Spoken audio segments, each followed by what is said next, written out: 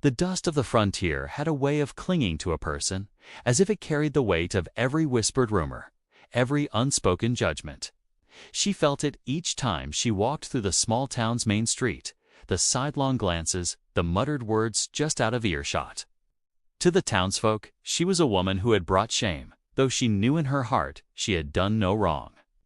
The charge against her was unfair, twisted by envy and spite.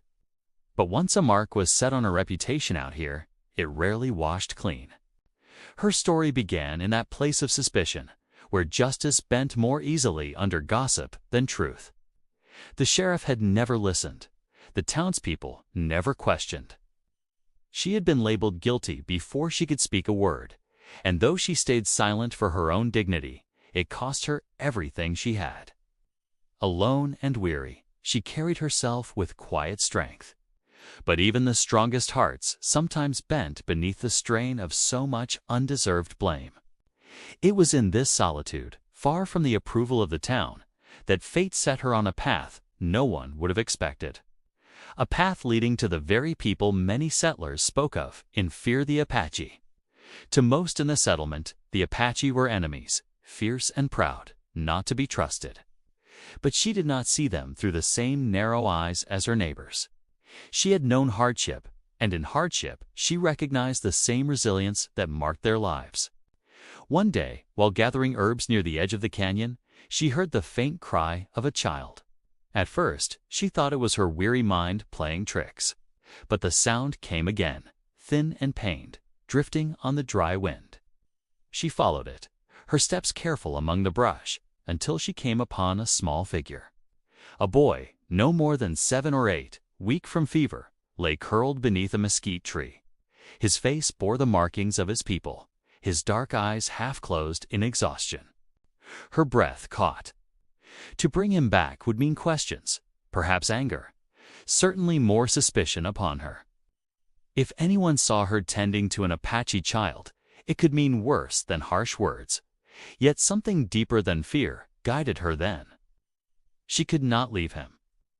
With trembling hands, she gathered him into her arms, his small body hot with sickness, and carried him back toward her cabin on the outskirts of town. The days that followed were filled with sleepless nights. She bathed his forehead with cool cloths, brewed teas from the herbs she had always known how to use, and whispered soft words to him, though she did not know if he understood. His language was not hers, yet there was no mistaking the way his small hand clutched hers when the fever raged. In his eyes, even in his weakness, she saw a plea that needed no words.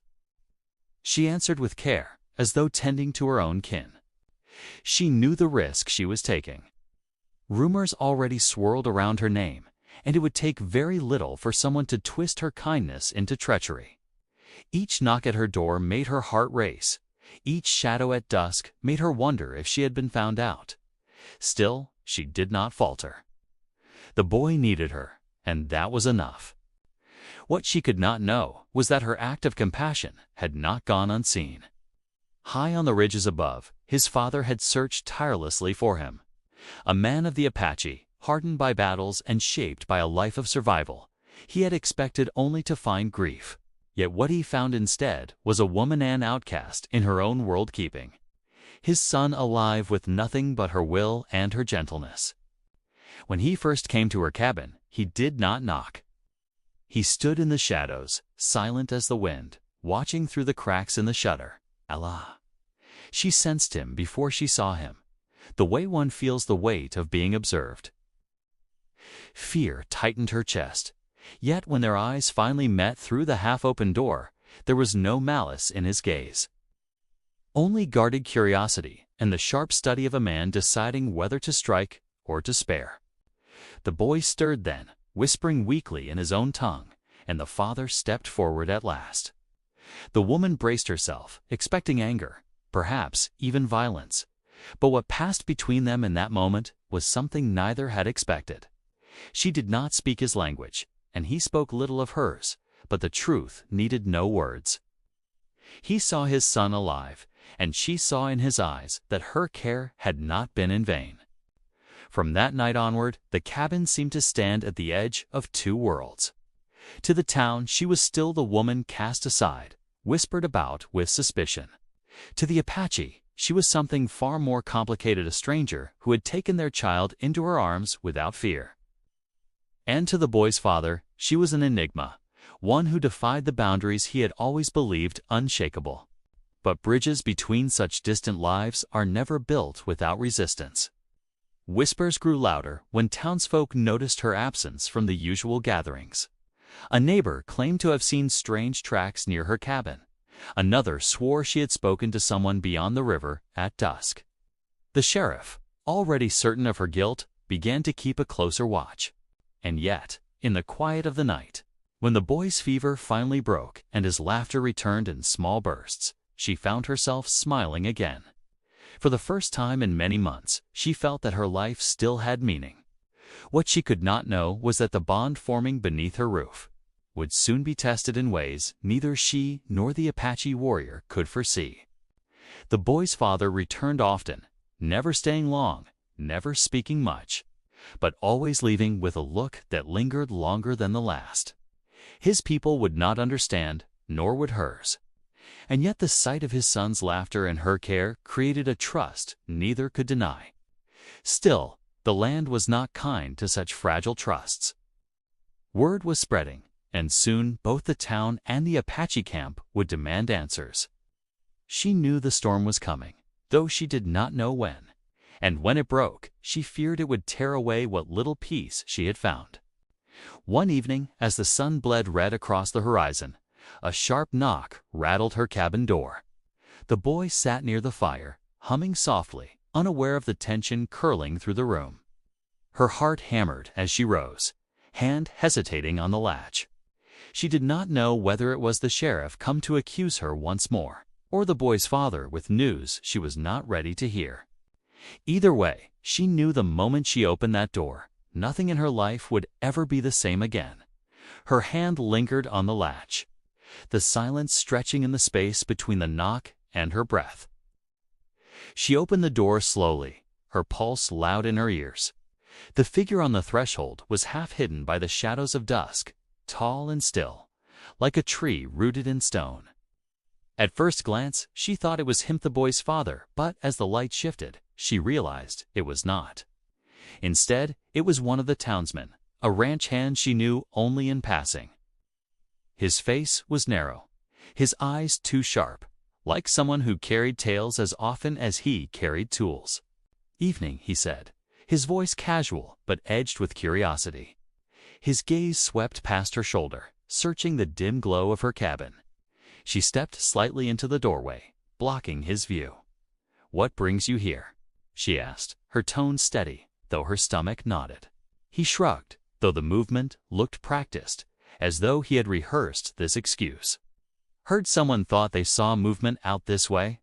Sheriff's been saying you might not be as quiet as you seem. Thought I'd check for myself." Her jaw tightened, but she forced a small smile. "You've checked now. It's nothing here but me." The man tilted his head, studying her, then leaned a little closer, lowering his voice. "You know how it looks, don't you?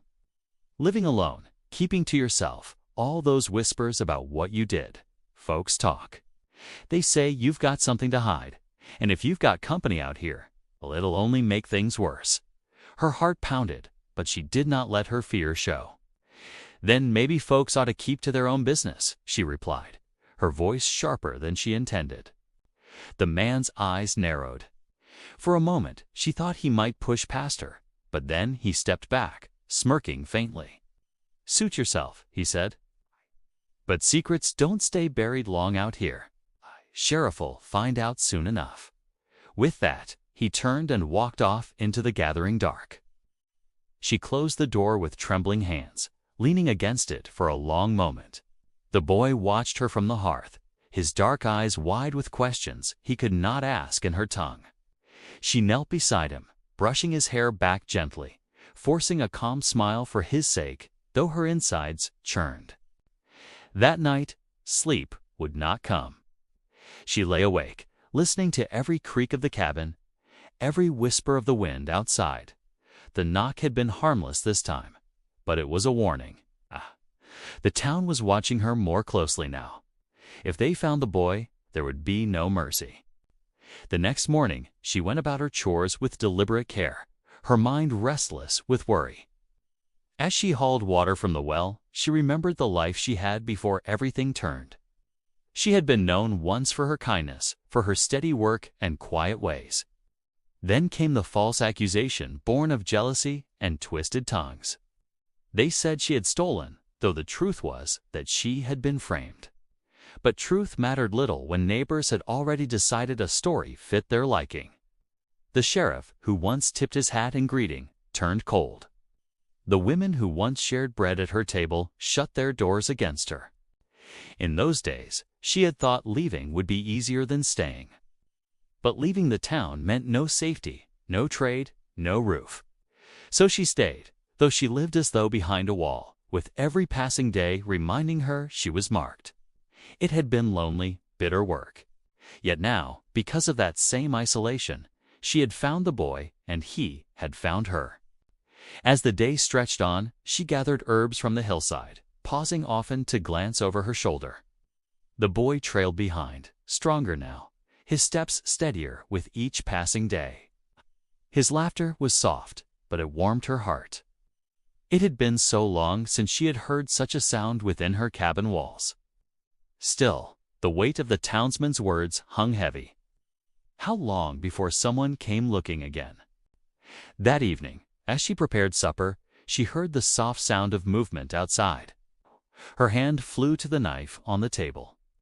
The door opened quietly, and there he was, the boy's father, stepping inside with the silence of one accustomed to shadows. He looked at her, then at his son, and for the first time since they had met, something softened in his face. The boy ran to him, speaking in rapid words she could not understand, pointing toward her, smiling.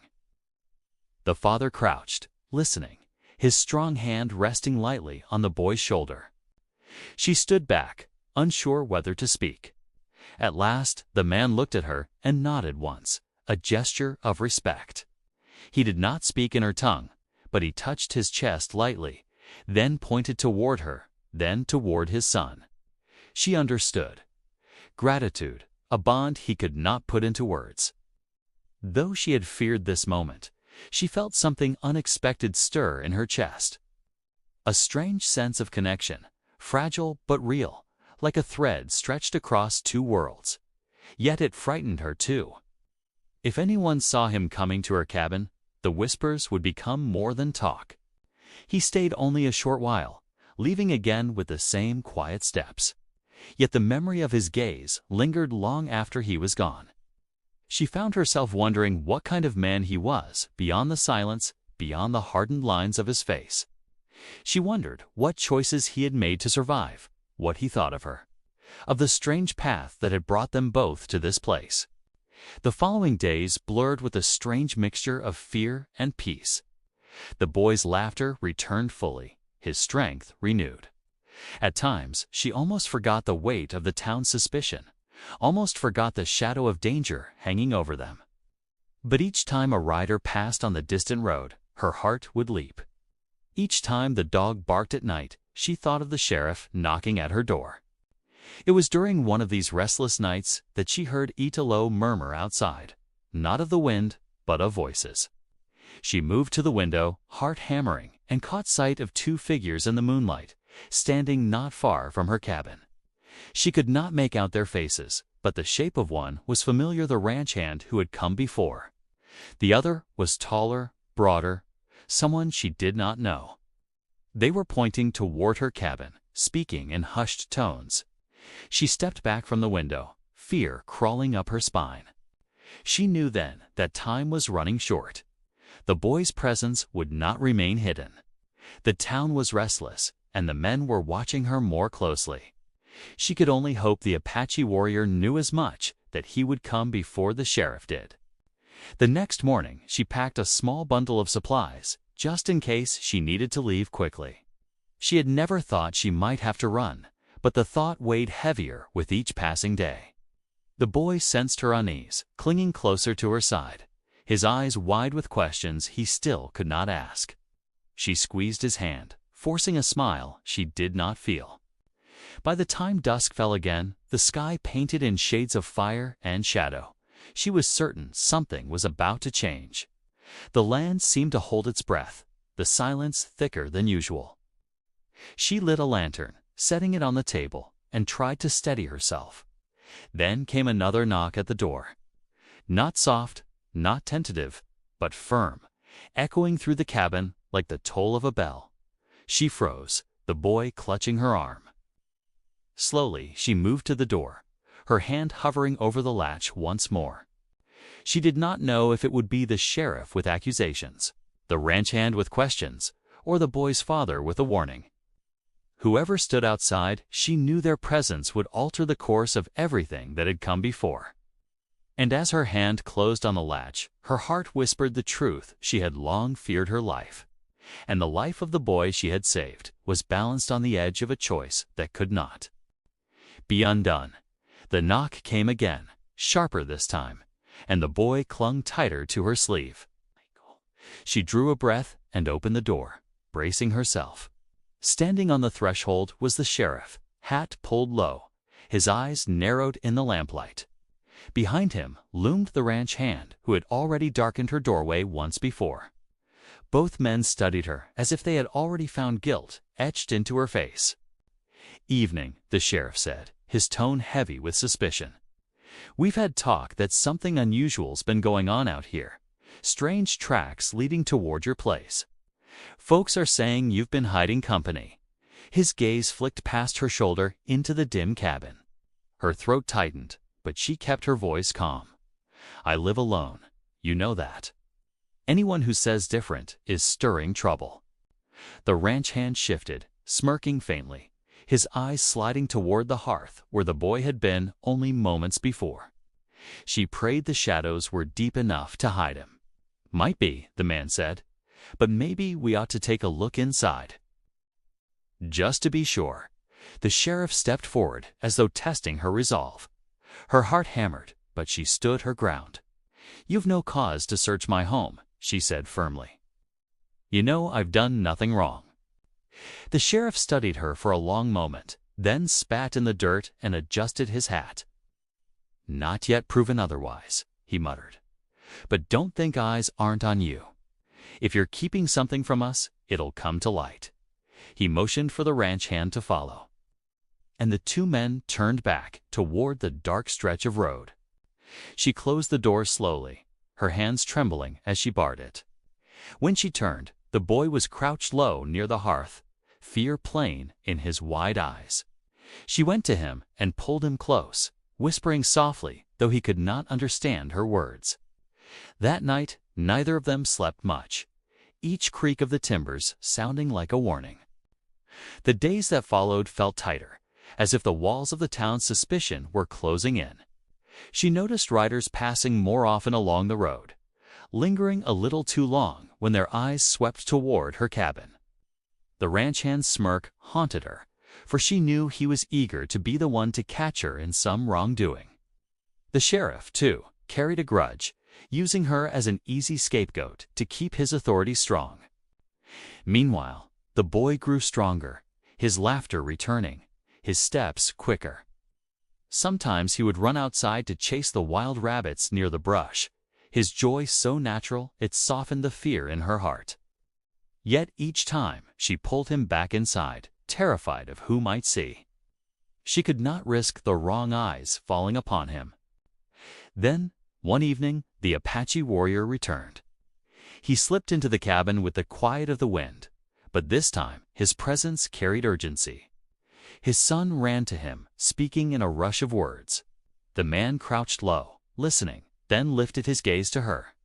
In his eyes she saw a warning. He pointed toward the town, then toward the boy, shaking his head with clear meaning. Danger. Though words failed between them, she understood. The town was watching, and soon they might act. The warrior did not linger that night, but his presence left her more restless than before.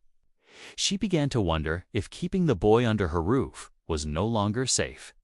It was around this time that another thread of conflict began to weave itself into her days.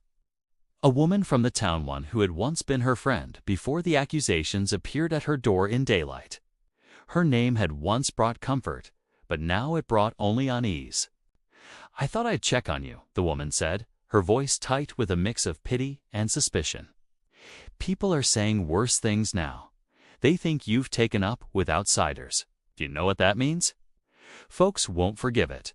Her lips pressed together, choosing silence rather than defense. The woman sighed, looking weary. "I don't know what's true anymore. But you should think carefully about how you live. Sometimes staying alive means letting go of things you care for." With that, she left, her words heavier than any threat. That night, she sat by the fire, staring at the boy as he slept, the glow of the flames dancing across his face. She wondered what would happen if she tried to return him to his people. Could she cross the land safely with him? Would the Apache accept her act of kindness?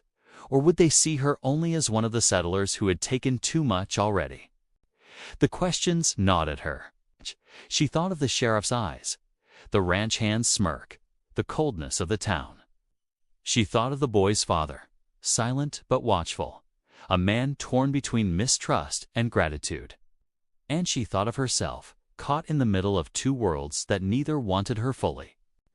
One late afternoon, while gathering herbs by the riverbank, she caught sight of two riders in the distance. They paused on the ridge, watching her. She bent low, pretending not to notice, her heart racing. The riders turned their horses and vanished, but she knew what it meant. The town was not merely whispering now, they were following her. That evening, the Apache warrior returned once more, this time with fierceness in his bearing. His son rushed to him, and again the man listened closely. Then he straightened, his eyes locking onto hers. He motioned sharply, his hand cutting the air, then to the horizon beyond the canyon. His meaning was unmistakable. The boy could not stay here. She wanted to speak, to explain the danger in every choice, but her tongue felt heavy. In her chest, fear and resolve battled. She could not bear to let the boy go alone, but she also knew what it would mean if the town discovered him under her care. The warrior left as quickly as he came, leaving her with the echo of his command. That night, the boy clung closer to her than ever, as if sensing the turmoil. She stroked his hair, whispering promises she could not keep. Meanwhile, the ranch hand was busy sowing suspicion in town. He spoke loudly in the saloon, claiming he had seen shadows near her cabin, heard voices not her own. The sheriff listened, his jaw tight, his eyes dark. Soon enough, plans were being made to confront her outright. But across the canyon, the Apache also stirred. Whispers of a child missing, whispers of strange ties forming with a settler woman. Some demanded answers from their warrior, questioning his judgment, his loyalty to his own people. For him, too, the line was thin and dangerous. She did not know this in full, but she felt it. The land itself seemed tense, holding its breath. The boy's laughter grew softer, as though he sensed the storm gathering. One night, as she sat awake by the dying fire, she heard it again, voices outside, closer this time. She crept to the window and saw the ranch hand and another man, their lanterns casting hard light across the yard. They were whispering, their eyes fixed on her cabin. One of them bent to the ground, pointing at tracks in the dirt. Her heart leapt, tracks too small to be her own. She pulled the boy back into the shadows, holding him close, whispering for silence. The men circled, their lanterns sweeping dangerously close. At last, they moved on, but she knew it would not be long before they returned with the sheriff. The next morning, the boy's father came again, his eyes harder than she had ever seen. He spoke swiftly to his son, then turned to her. His hand cut the air once more, sharper this time. The message was clear: Sue's. Either she brought the boy to him willingly, or others would come to take him, and there would be no peace in it. Her hands shook as she met his gaze. For the first time, she saw the conflict in him not just as a father, but as a man bound by duty to his people. She wanted to speak, to ask for time, but his silence pressed heavy. That night, as the stars stretched across the black sky, she sat awake with the boy beside her, torn between two worlds. The town was tightening its grip, the Apache waiting for her choice. And in that quiet hour, when even the wind seemed hushed, she realized the truth: whatever choice she made, there would be no safety. No escape from the storm now circling on every side. The nights grew heavier, each one thick with unease, and each sound outside the cabin felt sharper, as though the land itself carried warnings. She had grown used to silence, to solitude, but now every creak of the wind against the shutters, every crunch of brush underfoot beyond her door sent her heart racing. The boy clung to her more closely, his laughter now rare, replaced by a quiet watchfulness. He sensed what she did, that danger drew nearer with each passing day. The sheriff had not returned since his last warning, but that did not bring her peace. She knew him well enough to understand his silence meant he was waiting, perhaps even plotting. The ranch hand's smirk haunted her memory, a reminder that someone was watching for her to stumble. And then there was the Apache warrior, whose steady gaze told her the boy's place was no longer hers to protect. She was caught between two storms, and each day brought her closer to being swallowed by both.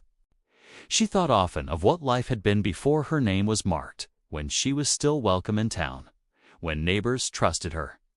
Those memories were bittersweet now. No matter how much she longed for a clean start, she knew the town would never see her as anything but guilty.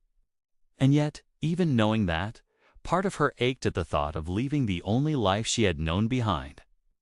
The boy had given her purpose, a chance to remember what it felt like to care for someone without fear. To let him go felt like tearing her heart in two.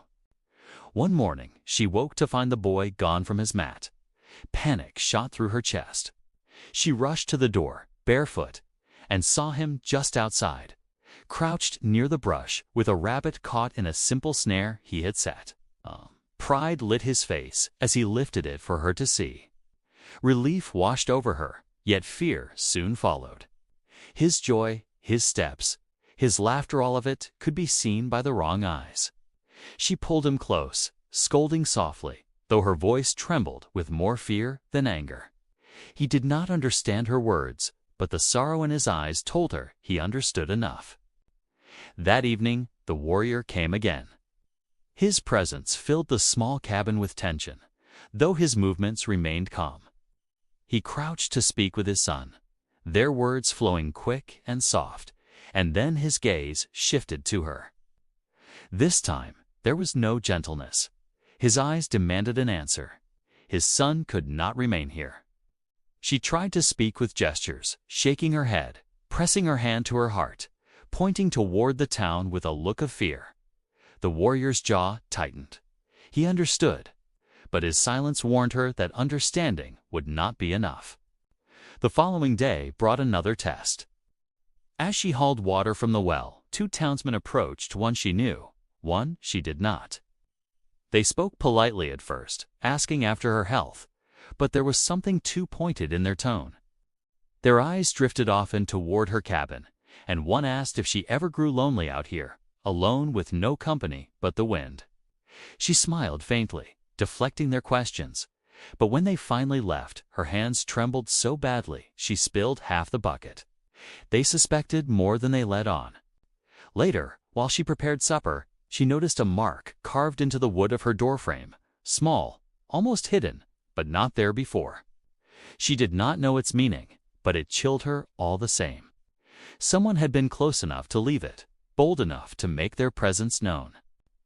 The boy grew restless as the days stretched on.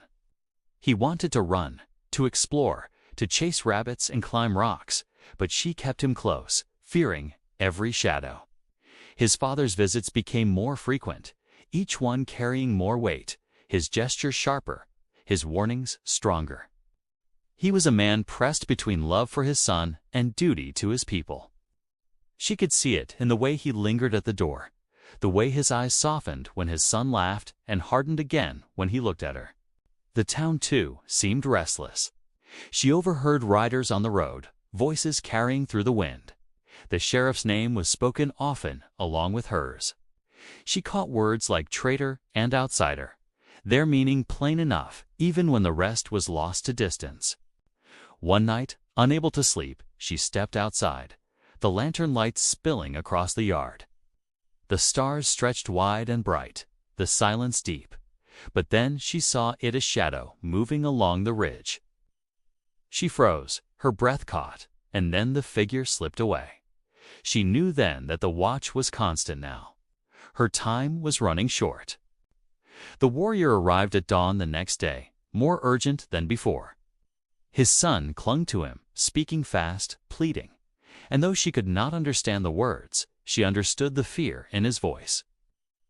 The warrior turned to her, his hand cutting the air with finality. This was not a warning anymore. It was a demand. She could feel the choice pressing down on her. Either she returned the boy to his father, or others would come to take him, and neither the town nor the Apache would show mercy. That afternoon, while gathering herbs, she saw dust rising on the horizon, a line of riders heading toward town. The sheriff among them, perhaps, or men with reason to prove themselves. She ducked low, her heart pounding, and hurried back to the cabin. She could not shake the sense that the line between waiting and action had been crossed. That night, a storm rolled across the land, thunder growling in the distance, lightning splitting the sky. She sat awake by the fire, the boy sleeping against her shoulder, the sound of the storm mixing with her thoughts. What would happen if the sheriff came before she could decide?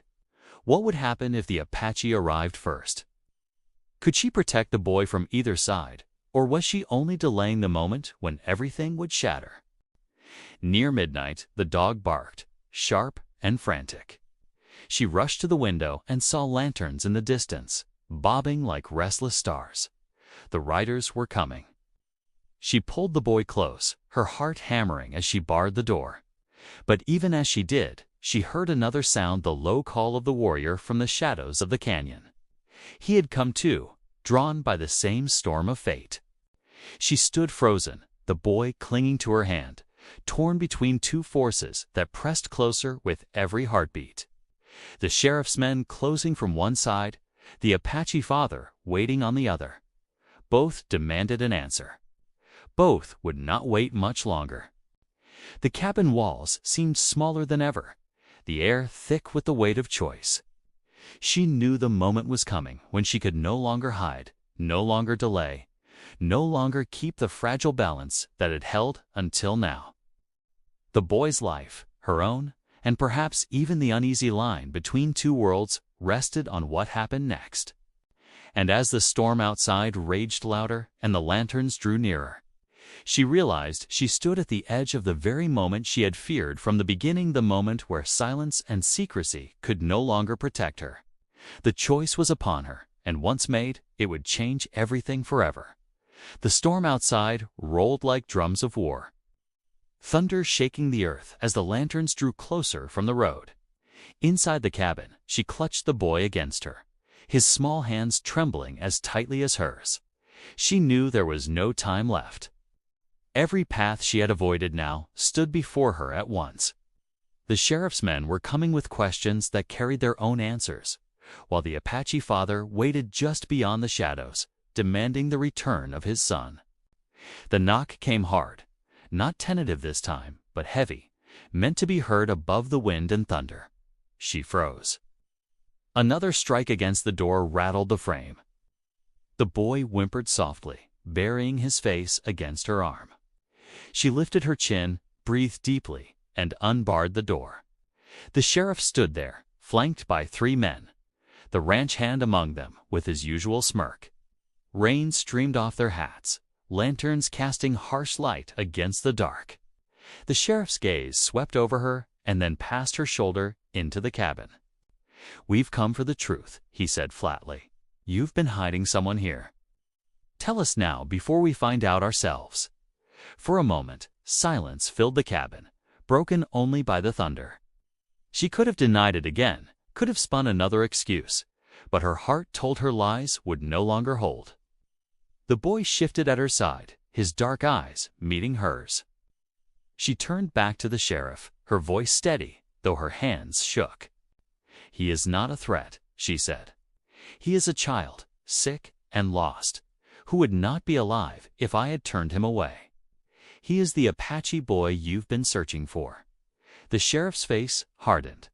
The ranch hand stepped forward, pointing toward her. "I knew it. She's a traitor, giving shelter to the enemy. She's been siding with them all along."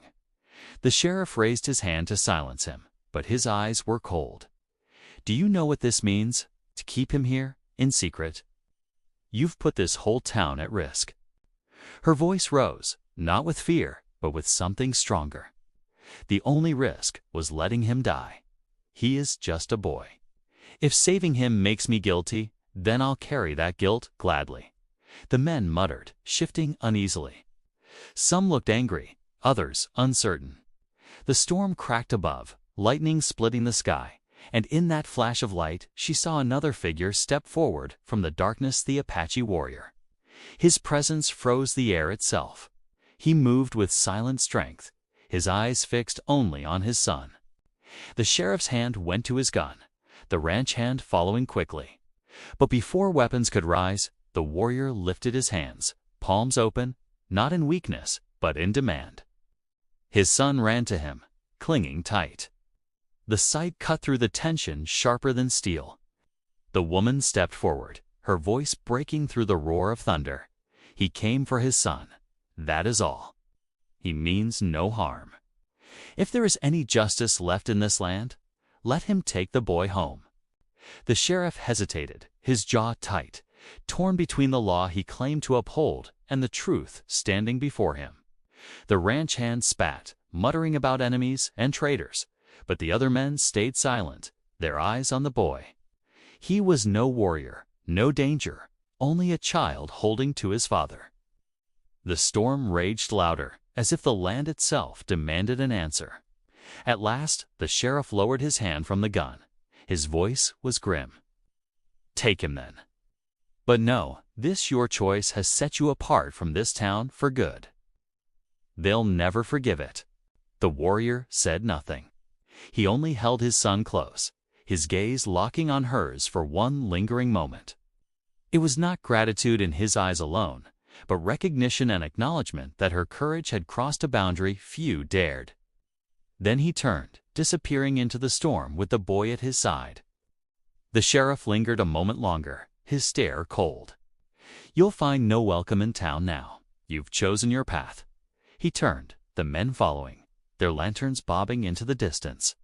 Only the ranch hand glanced back, hatred sharp on his face. When the sound of hooves faded, she stood in the doorway, rain soaking her hair. The storm's fury washing across the land. The cabin felt emptier than ever. Yet in the emptiness, there was no regret. She had made her choice, and it was the only one her heart could have made. The days that followed were heavy but strangely quiet. The town kept its distance, whispers now louder, sharper, but no one came again to her door. She walked to gather water, to gather herbs, and though riders passed, none tipped their hat, none offered a word. She had become an exile among her own people. But one evening, as the sun dipped low and the canyon burned with light, she saw movement on the ridge. The warrior stood there, his son at his side.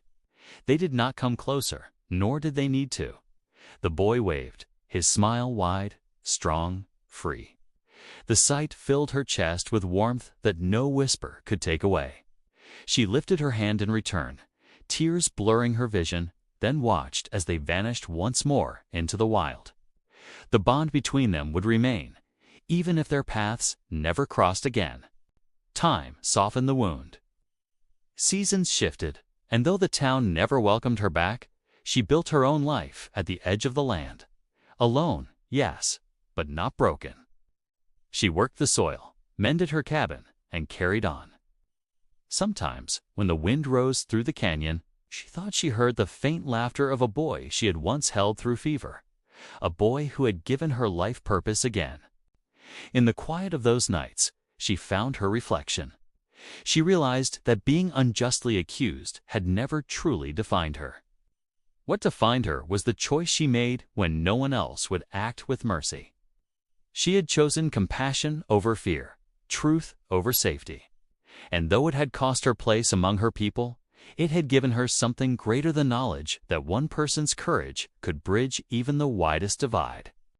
The world around her remained harsh. The town continued to whisper. The land continued to test all who lived upon it. But she no longer carried her shame as a burden.